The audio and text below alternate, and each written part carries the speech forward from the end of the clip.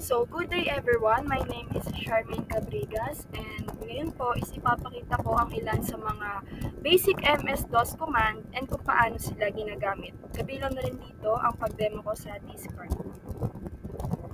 So, what are MS-DOS commands? MS-DOS commands are instructions given to the MS-DOS operating system to perform a specific task. They are used to manage files, directories, and the system itself. Commands can be internal, built into the command interpreter, or external, separate executable files. Why are MS-DOS commands used? First is to interact directly with the operating system. Second is to automate tasks using batch files. Third is to manage files and directories, copy, move, delete, and rename them. Fourth is to configure system settings. And lastly is for troubleshooting and maintenance. So here are some the list of MS-DOS command.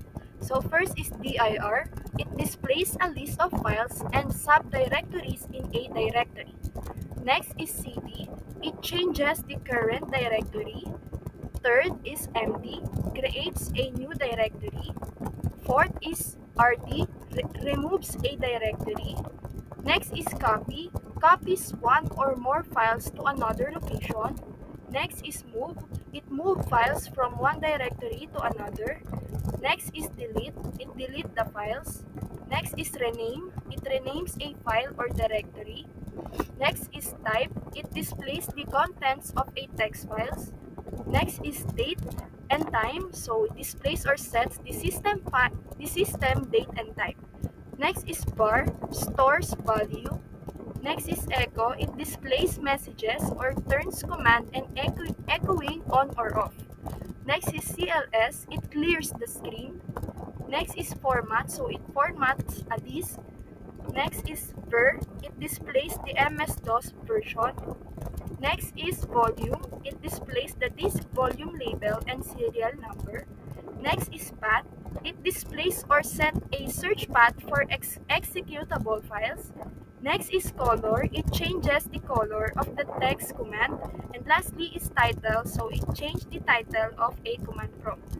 So in conclusion, MS-DOS commands are essential for interacting with and managing the MS-DOS operating system.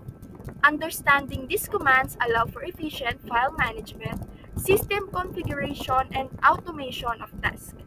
Although MS-DOS is outdated, the command line interface and many of its commands have influenced modern operating system. So let's start our demo. So para mapunta po tayo sa command prompt, click lang po natin yung window R. Click OK. So nasa drive C po tayo, lilipat po tayo sa drive D. Type lang natin D. Yan. So yung first na sinabi ko kanina sa list of commands natin is yung dir. So type lang po natin yung dir. Yan. So ito naman is ginagamit siya, ayan, para makita natin lahat ng files and folders sa kasulukuyang directory. So yung next naman doon is yung cd. Yan. So change directory. Yan. So ginagamit para pumasok or lumipat sa ibang folder.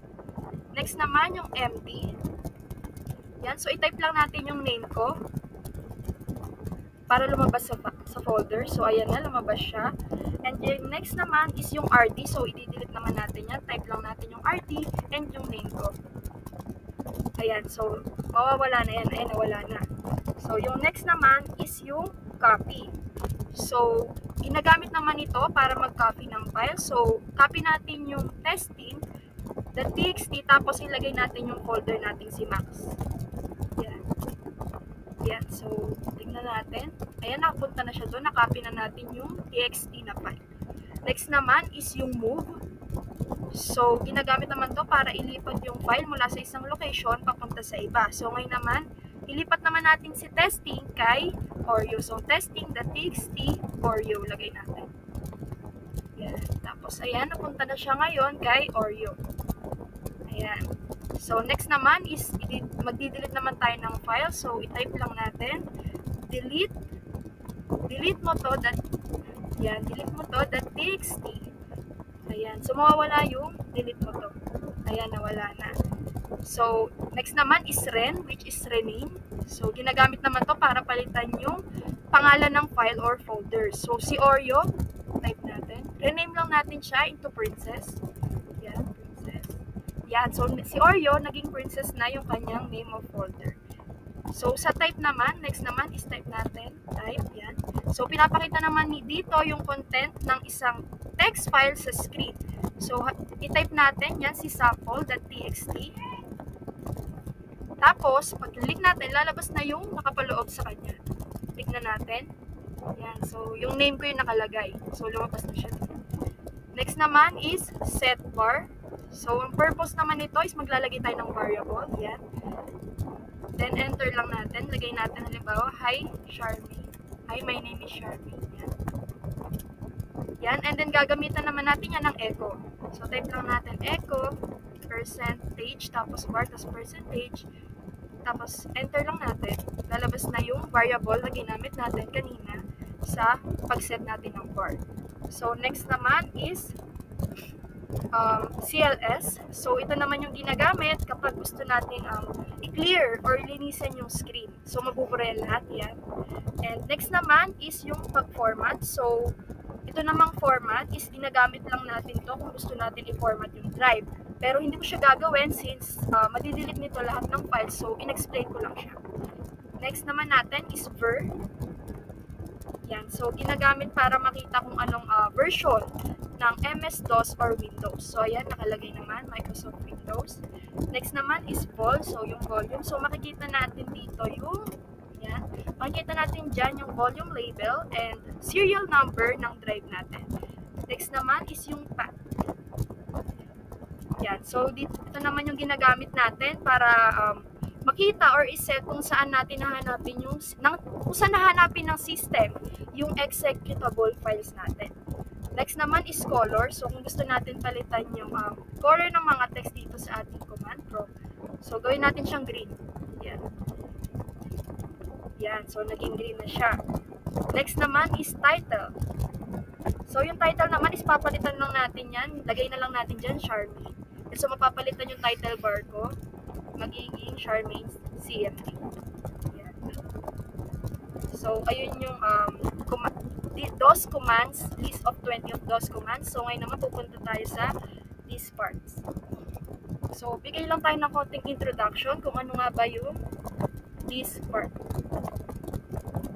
So, this part is a command line tool in Windows used to manage disk, partitions, and volumes. It allows users to perform advanced tasks such as creating, deleting, formatting, and assigning drive letters to partitions.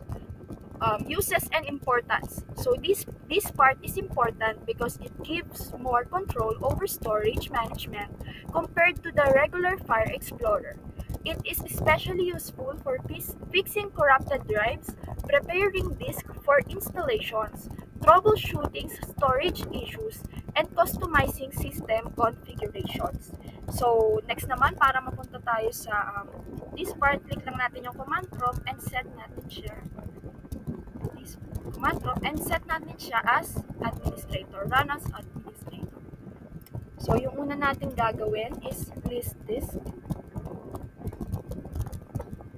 Open muna pala natin muna yung this part, sorry. Yan, and then tsaka natin itatype yung list disk. Yan, so dito sa list disk naman is pinapakita niyan yung available na storage devices sa computer or laptops. Ayan, so nakikita naman natin. Next naman is select disk. Yan, type lang natin. Kapag gusto naman natin i-manage ang isang disk, so kailangan muna natin, ayan, i-type yung select disk. So, lalabas na dyan kung ano yung selected na disk na pinili mo. So, yung pinili ko is select disk 2. Next is list volume. Type natin. Yan. So, dito na, kung gusto naman natin makita lahat ng partitions or volumes sa isang computer, laptop, so, gamitin natin yung list volume. Next naman is select volume. Type lang natin. Select volume. Yan. So, kung gusto naman natin mag-manage ng isang specific volume, gumagamit tayo ng select volume. Yan. So, magsaselect tayo, syempre. Select number 4. Yan. And next naman naman is exit. So, ginagamit naman to kapag tapos na natin gamitin or gusto na natin lumabas sa disk part. Yan. Yan. So, ayun po, natutunan natin kung paano gamitin yung this part para mag-manage ng disk at partition. So, napakalaga nito, lalo na kapag may problema ang storage device at hindi nagre-reflect ng maayos ang Windows Explorer. So, pero kailangan natin pa rin mag-ingat dahil kapag nagkamali tayo ng command, pwedeng mabura lahat ng laman ng mga disk natin. So, in conclusion, mahalaga yung pag-aaral natin ng DOS commands at this part dahil binibigyan tayo nito ng direct control sa ating computer at storage devices. Ang DOS commands ay nakakatulong sa pag-manage ng files, folders at system settings habang ang this part naman ay ginagamit para sa disk at partitions. And sa pamamagitan naman ito ng mga tools na ito, mas nagiging madali ang troubleshooting, maintenance at system management. So yun lamang po at thank you.